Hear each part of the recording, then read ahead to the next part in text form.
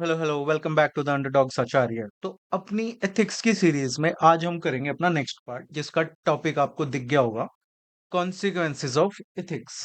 But before we move forward, here is a little something about myself. आप pause करके पढ़ सकते हैं, ज़्यादा टाइम नहीं वेस्ट करेंगे। Let's move forward. So topic है कॉन्सिक्वेंसेस ऑफ एथिक्स। बट सबसे पहले हम समझते हैं what is a consequence. What is consequence? तो ये हमारे न्यूटन अंकल है। इन्होंने कहा था कि every action has an equal and opposite reaction. But हम यहाँ पे सिंपली पढ़ेंगे कि every action has a reaction. अब वो जो रिएक्शन है उसको हम कहते हैं कॉन्सिक्वेंस। हिंदी में कहें तो नतीजा, फल। सो कॉन्सिक्वेंस मीन्स रिजल्ट और आउटकम ऑफ एन एक्शन। किसी भी एक्शन का जो नतीजा है, जो रिजल्ट है, उसको हम उसका कॉन्सिक्वेंस कहते हैं। यानी कि जब भी तुम कुछ करते हो, what ever happens after you do something, that is called its consequence. For example, अगर तुम बहुत मन लगा के पढ़ाई करते हो, यू स्टडी हार्ड, तो तुमको अच्छे मार्क्स मिलते हैं, you get good marks. And good marks are a consequence of studying hard. तो सिंपल है, ये तो आ गया होगा समझ में। ऐसे ही अगर तुम बहुत ज्यादा जंक फूड खाते हो तो तुम्हारा वेट बढ़ जाएगा, तुम बीमार होना शुरू हो जाओगे, डायबिटीज, हार्ट डिजीज, ये सब तुम्हें हो जाएगा। So weight gain and sickness are consequences of eating junk food. अब इस कॉन्सेप्ट को हम लेके आते हैं एथिक्स में। So what does consequences of ethics mean, जो तुम्हारा टॉपिक है। यानी कि what actually happens when a person behaves in an ethical way। जब तुम एक ethical way में बिहेव करना शुरू करते हो तो क्या होता है, क्योंकि being ethical is also an action and it's not just a philosophy। ये नहीं है कि सिर्फ किताब में पढ़ लिया और होगी तुम्हारी एथिक्स। यू हमने पहले देखा था कि सोसाइटी में, ऑफिस में, फैमिली में, स्कूल में, मार्केट में, because you are being ethical through your actions. So being ethical is also an action. तो एक्शन है तो उसके कुछ ना कुछ कॉन्सिक्वेंसेस होंगे। आसान भाषा में अगर कहें कि जब तुम कुछ अच्छा करते हो, जैसे तुम कोई ऑनेस्ट काम करते हो, फेयरली बिहेव करते हो, रिस्पॉन्सिबली बिहेव करते हो, तो उस एक्शन के ना रिजल्ट्स होते हैं।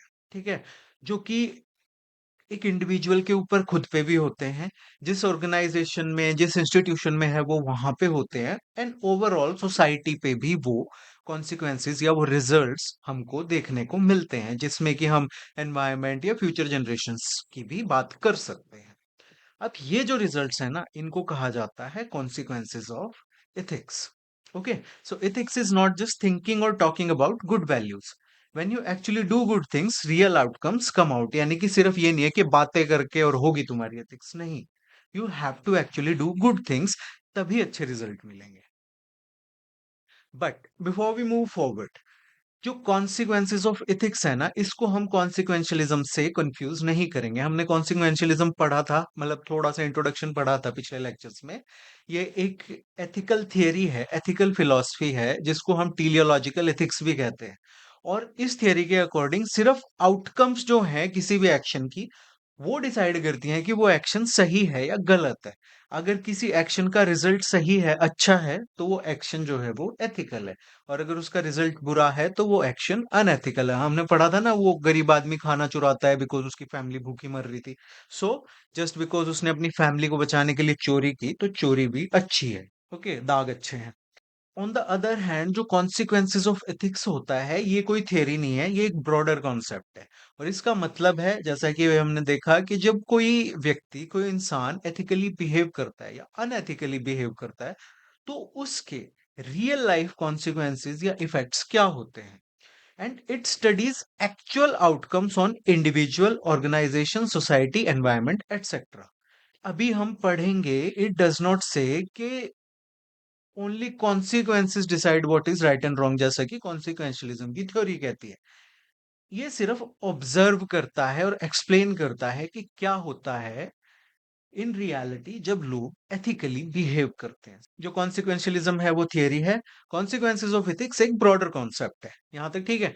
कॉन्सिक्वेंशलिज्म या टीलियोलॉजी जो है, वो रिजल्ट्स के बेसिस पे एक्शंस को डिसाइड करती है, वो एथिकल है या अनएथिकल है। बट जो कॉन्सिक्वेंसेस ऑफ एथिक्स जो हम पढ़ेंगे अभी, ये सिर्फ ऑब्जर्वेशन करता है और एक्सप्लेन करता है कि क्या होता है जब लोग एथिकली बिहेव करना शुरू कर देते हैं। एग्जाम्पल देखो, एक पब्लिक सर्वेंट है, अगर वो ऑनेस्टी से एक्ट करता है, अपनी ड्यूटी करता है और ब्राइब्स वगैरह नहीं लेता है, जैसे ये ले रहे हैं यहाँ पे। तो उसको शॉर्ट टर्म प्रॉब्लम्स हो सकती हैं, but in the long term उसको रिस्पेक्ट मिलेगी, पब्लिक का ट्रस्ट बिल्ड होगा एडमिनिस्ट्रेशन में, उसको इनर पीस मिलेगी कि भाई मैंने अपनी जिंदगी ईमानदारी से गुजारी है, एंड वो एक गुड एग्जाम्पल सेट करेगा सोसाइटी में। ये सब तुम्हें एग्जाम में लिखना है। रियल लाइफ में अगर कोई पब्लिक सर्वेंट है, सरकारी कर्मचारी है, वो रिश्वत नहीं लेता है, तो घर में उसकी बीवी और बच्चे उसको कोसते हैं कि सब तो ले रहे हैं, आप क्यों नहीं ले रहे, देखो उन्होंने गाड़ी ले ली, उन्होंने घर बना लिया, उनके तो एसी लगा हुआ है। ठीक है, बट एग्जाम में तुमको एकदम आइडियलिस्ट अप्रोच लेके चलना है। पता जो चेक कर रहा है उसको भी है कि ये रियलिटी नहीं है, तो तुम्हें रियलिटी के ट्रैप में नहीं फंसना। You have to write utopian बातें एकदम से कि हाँ, परफेक्ट, एकदम जैसे राम राज्य स्वर्ग वाली बातें कि हाँ रिश्वत नहीं लेनी चाहिए, करप्शन नहीं करनी चाहिए, और नहीं भी करनी चाहिए, बट सिस्टम एंड रियलिटी थोड़ी अलग है। तो तुम रियलिटी में मत उतर जाना कि नहीं बस थोड़ी बहुत ले लेनी चाहिए, सैलरी कम होती है, एग्जाम में नहीं लिखना है ऐसा कुछ। अब ये है हमारे अशोक खेमका सर। ये 1991 बैच के आईएएस ऑफिसर है। अब ये केस स्टडी ना तुम एग्जाम में मेंशन कर सकते हो, ऐसे में मेंशन कर सकते हो, ठीक है। तो ये 1991 बैच के आईएएस ऑफिसर हैं, हरियाणा कैडर के थे। और इनको इंडिया का सबसे upright and courageous and honest civil servant माना जाता था। और ये लास्ट ईयर अप्रैल में रिटायर हो गए हैं अपनी 34 ईयर्स की सर्विस के बाद। ओके। तो क्या हुआ है 2012 में ना, ये डायरेक्टर जनरल थे consolidation of holdings and land records वाला जो डिपार्टमेंट है हरियाणा का, वहां पे। और वहां पे उन्होंने देखा कि कोई लैंड रिकॉर्ड चेंज हुआ था जो कि प्रॉपरली नहीं हुआ था। ओके, उसमें कुछ कंट्रोवर्सी थी। सो इन्होंने उसकी म्यूटेशन को कैंसिल कर दिया, ये जानते हुए कि ये जो डील है ये एक पावरफुल पॉलिटिशियन की है, और उसने एक कॉरपोरेट के साथ ये डील की है। बट बिकॉज उन्हें सीरियस इरेगुलरिटीज दिखी उस डील में, तो उन्होंने उसको कैंसिल कर दिया। और उन्होंने इसके अलावा और भी बहुत सारी इस तरह के लैंड स्कैम्स और इरेगुलरिटीज थी जो जो कि जिसमें कि पावरफुल लोग शामिल थे विद रियल एस्टेट कंपनीज। मैं नाम नहीं लूंगा यहाँ पे। ओके, तो वो सब भी इन्होंने एक्सपोज किया, एंड ही ऑलवेज मेंटेन कि भाई मैं कोई विसल ब्लोवर नहीं हूँ, ये मेरी ड्यूटी है और मैं अपनी ड्यूटी कर रहा हूँ, because he was the director general of this department. तो विसल ब्लोवर तो होता कि वो मीडिया में जाते, but he took action. Okay, so he took these actions purely on ethical grounds, and उन्होंने ही upheld the integrity of the post he was in, and he honestly did his job in public interest. और rule of law को उन्होंने maintain करने की कोशिश की, even though उन्हें पता था कि यहाँ पे बहुत पावरफुल पॉलिटिशियन और बिजनेस फिगर्स इन्वॉल्व हैं, और तुम्हारा जीवन जो है वो मुश्किल हो जाएगा। Still he upheld integrity and honesty. And अब इनका ये जो एथिकल बिहेवियर था, तो इसके नेगेटिव और पॉजिटिव दोनों टाइप के कॉन्सिक्वेंसेस हुए, क्योंकि हम कॉन्सिक्वेंसेस पढ़ रहे हैं। तो नेगेटिव या शॉर्ट टर्म कॉन्सिक्वेंसेस जो थे उसमें था कि उनका 33 इयर्स के करियर में 57 टाइम्स ट्रांसफर हुआ, जो कि ऑलमोस्ट हर 7 महीने में एक बार हो रहा था। ओके, और इनमें से बहुत सारे ट्रांसफर जो थे वो पनिशमेंट पोस्टिंग की तरह देखे गए। उन्होंने हरासमेंट फेस किया, पब्लिक ह्यूमिलिएशन फेस किया, उन पे फर्जी केसेस भी लगाए गए, चार्जशीट लगाई गई, बहुत सारी इंक्वायरी खोल दी गई, किसी तरह इसको चुप करवा दो। और प्रोफेशनली भी उन्होंने सफर किया कि बार बार उनको ऐसा डिपार्टमेंट दे दिया जाता जिसमें कोई काम ही नहीं है, जाओ अपनी सैलरी उठाओ। और बार बार जब तुम्हारा ट्रांसफर होता है ना, तो तुम्हारी फैमिली लाइफ भी, मतलब तुम सोच के देखो ना, तुम्हें अपना रेंट का कमरा ही बदलना है तो कितनी प्रॉब्लम होती है। कितने दिन पहले पैकिंग शुरू करो, फिर नई जगह जाके एडजस्ट होना, और फिर अगर तुम मैरिड हो तो बच्चों को स्कूल में डालना, ये सब। तो स्टेबिलिटी और फैमिली लाइफ भी जो है वो बहुत अफेक्ट होती है। ठीक है, एंड अगर वो इस तरह के मतलब ऑनेस्टली बिहेव नहीं करते, ऑनेस्टली एक्ट नहीं करते, तो उनको जो पोजीशंस और पोस्टिंग्स मिलती, जो उनकी बनती थी, वो भी उन्हें नहीं मिली, just because they acted honestly. But positive और लॉन्ग टर्म कॉन्सिक्वेंसेस जो थे, जो गेनफुल साइड है, he earned huge public respect. ये तुम्हें आंसर में लिखना है एक्चुअली ये सब कुछ। ओके, मुझे पता है बहुत ही डम लग रही होंगी ये बातें कि नुकसान करवा लिया अपना ये वो, बट यही लिखना है तुम्हें एग्जाम में। He, he earned huge public respect. He became a national symbol of integrity and courage in the bureaucracy. आज हम उनके बारे में पढ़ रहे हैं। और and he gained moral authority. People across country, पूरे देश में लोग जो है उनकी तारीफ करते हैं as a honest officer who refuse to compromise. उनके एक्शंस ने ट्रांसपेरेंसी लेके आए जो लैंड डील्स में हरियाणा में, और क्रोनी कैपिटलिज्म को भी उन्होंने एक्सपोज किया। और बहुत सारे यंग सिविल सर्वेंट्स को उन्होंने इंस्पायर किया कि वो भी इंटीग्रिटी से काम करें, एंड सिटीजन्स को भी उन्होंने इंस्पायर किया कि वो एथिक्स ओवर पर्सनल कंफर्ट जो है उसको प्रेफरेंस दें, वैल्यू करें। रिटायरमेंट के बाद भी उन्हें he is remembered as role model of ethical governance, and he maintained inner peace and self respect because he stayed true to his values. ये सब कुछ आपको एग्जाम में लिखना है, okay? even though you do not believe a word of it, but you have to write it. You have to make the examiner believe कि हाँ भाई तुम ही दूध के धुले हो, and you actually think like this. Okay, now why understanding consequences of ethics is important, कि ethics के consequences क्या होते हैं उसको समझना, उसको पढ़ना क्यों जरूरी है। उसका सबसे पहला रीजन है कि ये हमको हेल्प करता है जज करने में कि हमारा जो एथिकल एक्शन है वो यूजफुल भी है या नहीं है। तो देखो एथिक्स जो है ना वो सिर्फ गुड इंटेंशंस के बारे में नहीं होती। We need to see actual results, और एक्चुअल रिजल्ट तब आते हैं when we put ethics in action. और जब एक्शन होंगे तो उसके कॉन्सिक्वेंसेस होंगे, और ये जो कॉन्सिक्वेंसेस होते हैं they act like a mirror. इसमें हमको परछाई दिखती है, इसमें हमको कि हमारा जो एथिकल बिहेवियर है, या सॉरी जो हमारा बिहेवियर है या एथिकल बिहेवियर है, इज इट वर्किंग और नॉट। हम दीवार को तो धक्का नहीं लगा रहे हैं। अगर एथिकल एक्शन पॉजिटिव रिजल्ट्स लेके आ रहा है जैसे कि ट्रस्ट, पीस, प्रोग्रेस एक्सेट्रा, तो हम एनकरेज फील करते हैं कि हम अपने एक्शन को कंटिन्यू करें। But if it repeatedly brings bad results, तो हमको अपनी अप्रोच जो है वो रीथिंक करके अपने एक्शन को रिकैलिब्रेट करना होता है। एग्जाम्पल जैसा कि हमने देखा अभी अशोक खेमका सर का, सिमिलरली एक हम हाइपोथेटिकल एग्जांपल देख रहे हैं। गवर्नमेंट ऑफिसर डिसाइड करता है he will be fully honest and refuses to take any bribe. Positive result, शुरू में उन्हें प्रेशर दिया जाएगा, बार बार ट्रांसफर किया जाएगा डिफिकल्ट पोस्टिंग में, बट स्लोली लोग जो हैं उन्हें ट्रस्ट करना शुरू कर देंगे, उनके कलीग्स उनके रिस्पेक्ट करेंगे, and he will feel inner peace, and this will encourage him to continue being honest.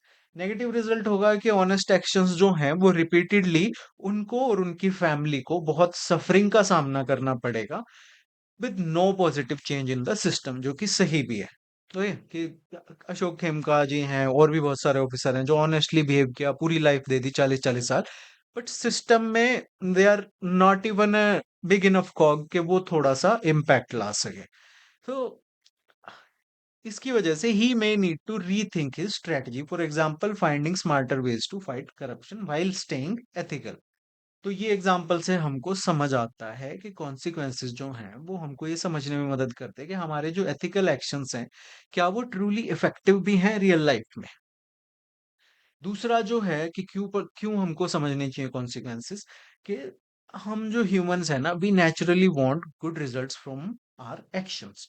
जैसे कि हर इंसान को चाहिए कि वो खुश रहे, उसको सक्सेस मिले, उसको रिस्पेक्ट मिले, उसको लाइफ में पीस मिले, मजे मिले, पैसा मिले, ये सब चीजें होते हैं।